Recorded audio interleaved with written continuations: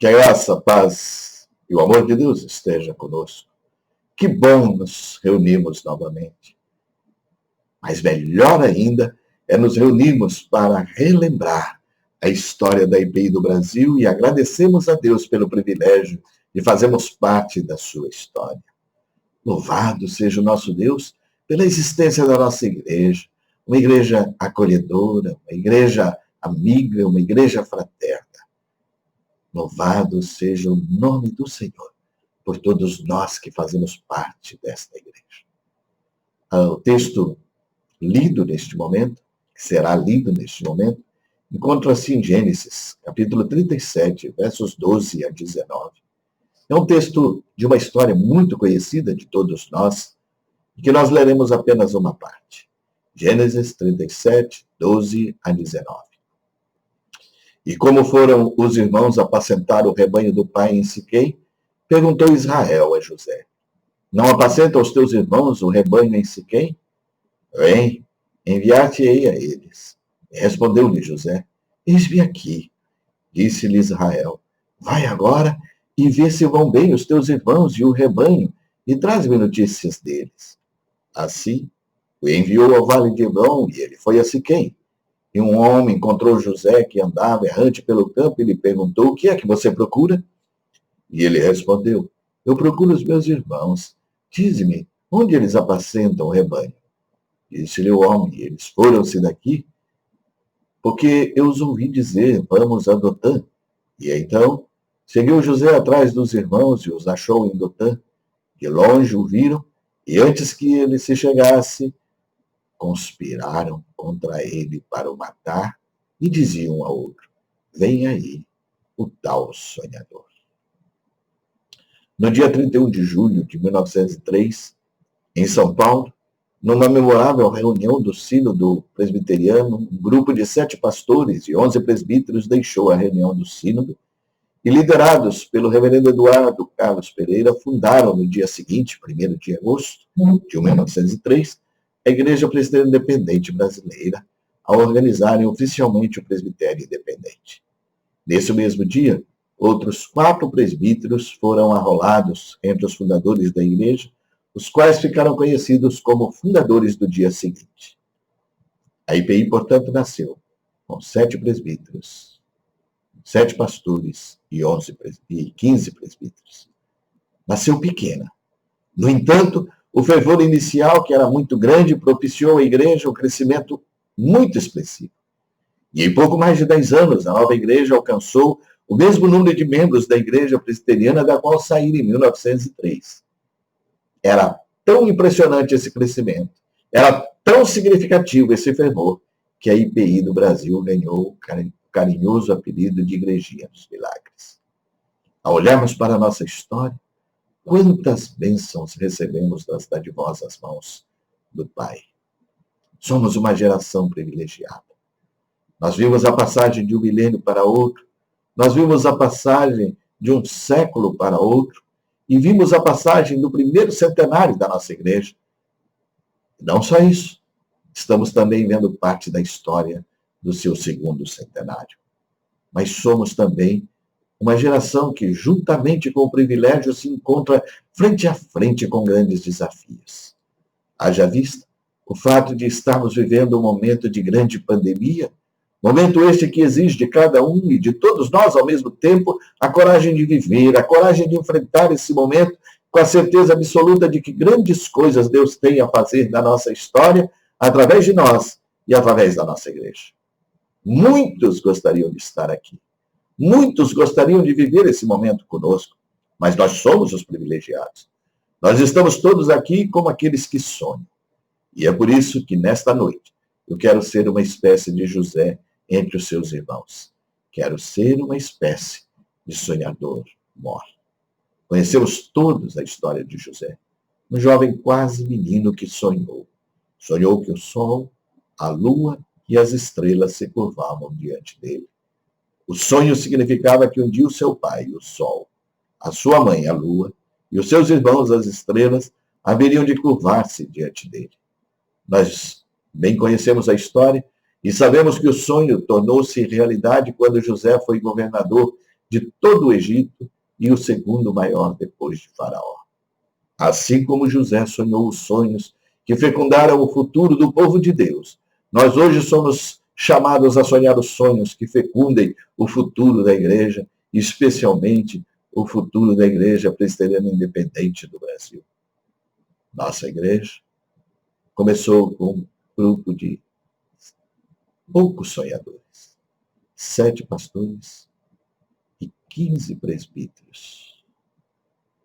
Sonhadores que contagiaram outros.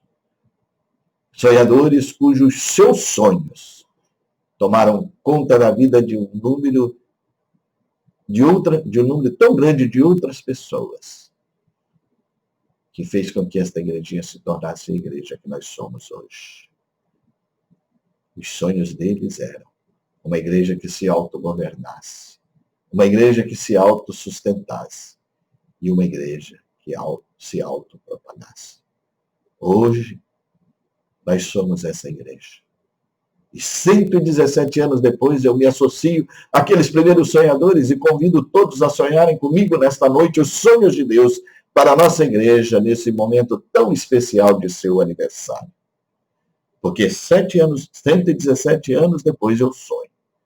Sonho com uma igreja unida, igreja com espírito de corpo, igreja dos grandes coletivos, cuja amálgama é a unidade, igreja família, igreja edifício, igreja lavoura, igreja nação, igreja povo, igreja corpo. Igreja que tem uma só alma. Igreja que seja um só coração. Igreja que tenha uma só mente, um só sentimento, uma só fé, um só batismo, um só Espírito, um só Senhor. Uma igreja unida, vacinada espiritualmente contra o vírus das dissidências, das dissensões e das divisões. Uma igreja que, neste século, nós possamos dizer, eles são um para a glória de Deus. 117 anos depois eu sonho. Sonho com uma igreja com uma identidade inconfundível.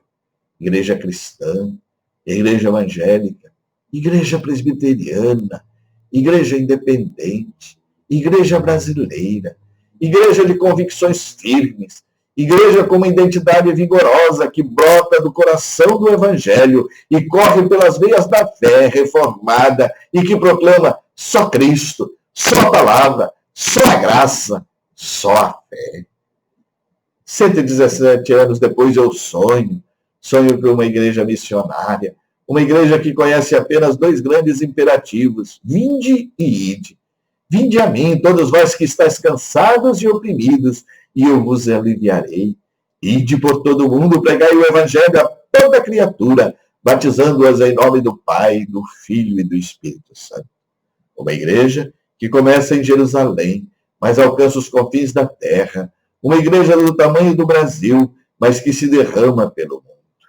117 anos depois eu sonho com uma igreja peregrina, uma igreja que tem pernas para andar e que procura sempre a trilha do mundo, uma igreja que nunca se coloca à margem da história, mas que está sempre a caminho, uma igreja que come pães ázimos e ervas amargas, que calça sandálias que nunca se desgastam e usa roupas que nunca envelhecem, que carrega mochilas nas costas e habita em tendas, porque está sempre em movimento e tem de andar rápido para acompanhar o ritmo do seu tempo. Por isso, 117 anos depois eu sonho com uma igreja encarnada, uma igreja que assume o perfil de um povo, igreja que tem a cor de uma pele, igreja que é a moldura de uma cultura, igreja que sente as dores do seu povo, que ri com os que riem, mas que chora com os que choram. Igreja que se alimenta da fé e da vida, e por isso mesmo olha para os fatos da vida com os olhos da fé e ao mesmo tempo celebra a fé com os fatos da vida. Igreja que é pão para ser comido, igreja que é vinho para ser bebido, igreja corpo de Cristo. Por isso, 117 anos depois eu sonho com uma igreja profética, uma igreja visionária que enxerga para além do seu tempo, uma igreja que desvende os mistérios da história, uma igreja que entrega o passado à misericórdia de Deus, o presente ao seu amor e o futuro à sua providência. Igreja que se levanta para proclamar corajosamente, assim diz o Senhor. Igreja que busca sempre uma justiça que seja filha da liberdade e uma liberdade cujo fruto maduro seja a justiça. Igreja em cujo coração há sempre um pulsar revolucionário de não conformação com o presente século. Por isso, 117 anos depois eu sonho. Sonho com uma igreja cheia do poder do Espírito. Uma igreja que seja capaz de repetir com Pedro, o apóstolo: eu não tenho ouro nem prata, mas aquilo que eu tenho, isto eu te dou. Em nome de Jesus, levanta-te e anda. Uma igreja capaz de subir ao monte da transfiguração para buscar e respirar o ar do céu, mas também seja capaz de descer ao vale da sombra da morte, ao vale do sofrimento, ao vale da dor e da morada das forças diabólicas, para exorcizá-las em nome do Senhor. 117 anos depois eu sonho. Sonho com uma igreja terapeuta do corpo, uma igreja terapeuta da mente, uma igreja terapeuta do espírito, uma igreja terapeuta da alma. Igreja, presença salvadora de Deus, presença que cura, presença que restaura, presença que perdoa e presença que reconcilia. A igreja que não ministra o bálsamo de Gileade. A igreja que não tira a alma do inferno, que não tira o inferno da alma, que não liberta o coração humano do sentimento de culpa, que não alivia o peso do pecado, que não purifica a consciência, que não converte o coração, não é a igreja do Senhor Jesus. 117 anos depois eu sonho. Sonho com uma igreja diaconal, uma igreja que é serva de todos e não escrava de ninguém. Igreja que não conhece outro poder que não seja o poder do serviço. Uma igreja que nunca lave as mãos como Pilatos, mas sempre cinge os seus lombos com uma toalha como Jesus, para lavar os pés dos humildes, para lavar os pés dos deserdados da terra. 117 anos depois eu sonho. Sonho com uma igreja apaixonada pelo reino de Deus, não uma igreja fria. Também não sonho com uma igreja morna, muito menos com uma igreja omissa, nem também com uma igreja indiferente. Mas eu sonho com uma igreja apaixonada. Paixão é o mais belo e o mais profundo de todos os sentimentos, porque é formado por duas palavras que designam sentimentos fortes: amor e sacrifício. Isso é paixão, amor capaz de se sacrificar, amor que se dá, amor que se entrega a ponto de sacrificar a própria vida. E foi isso que significou a paixão de Jesus. Paixão tão forte, tão poderosa, que dividiu a história em dois momentos: antes da paixão e depois da paixão. 117 anos depois eu sonho. Sonho com uma igreja que nunca deixe de sonhar. Onde não há sonho, não há vida. Onde morre o sonho, morre a vida. Onde há sonho, há esperança. Uma igreja que não tem sonhos é uma igreja sem esperança. Por isso, como profeta, eu sonho com uma igreja na qual os velhos sonhem sonhos e os jovens tenham visões. Ai da igreja, ai de nós, quando não mais sonharmos sonhos, quando não mais tivermos visões. Só uma igreja assim será fermento do reino de Deus na terra.